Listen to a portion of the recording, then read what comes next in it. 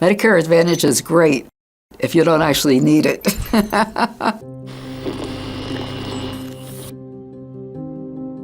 I'm Eileen Appelbaum. I am the co-director at the Center for Economic and Policy Research. Medicare has decided that it wants seniors in value-based payments, which it believes will reduce cost and increase quality. But value-based payments are actually capitated payments. And what that means is that the health provider gets a flat fee. There's no payment for individual services, just that flat fee. And they spend whatever money they spend on the patient. If they spend less than the capitated payment, they get to keep the difference. We have seen nonprofit organizations that have taken those capitated payments, you get them in bulk, and have been able to use them to increase quality of care and to reduce cost of care by keeping people healthier. In the case of profit-motivated companies, what we see is that they find other ways to reduce the cost of patient care and keep the difference. If you're unscrupulous, you have the opportunity here to find ways to cut costs that are not related to improving quality. So Medicare Advantage is a huge problem because by now more than half of Medicare beneficiaries are in Medicare Advantage. Medicare Advantage is supposed to be saving Medicare money. That was the premise.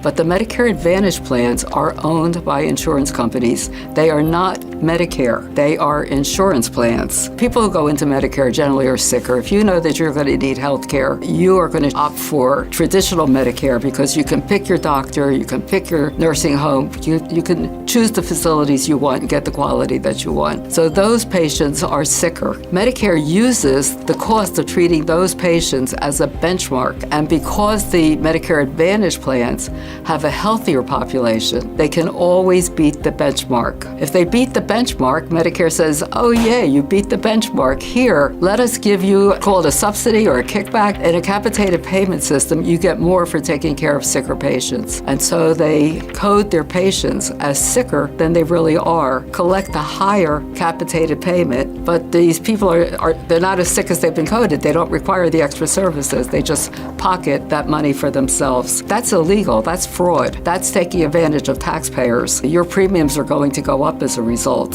So this is taxpayer money, and this is also draining the Medicare trust fund. So Medicare Advantage is not a benefit for taxpayers or for the Medicare system. If they are not providing the level of care that the patient requires because they are cutting costs, the quality of care of patients suffers. This is not good. What I would really like to see is Medicare put traditional Medicare on an even footing with Medicare Advantage. We need Medicare Part E. Part A, Part B, Part C is Medicare Advantage, Part D is the drug benefit. Medicare Part E should be an inexpensive wraparound for everybody, and they should provide the same kinds of benefits that you get now in Medicare Advantage. But with the money they would save by not overpaying Medicare Advantage, they could pay for hearing, eye care, all of this in the regular Medicare program. Most people who have studied it will agree they're overpaying and they're not getting the quality that they need for the people who actually get sick. But only if you get sick do you realize that you should have been in traditional Medicare.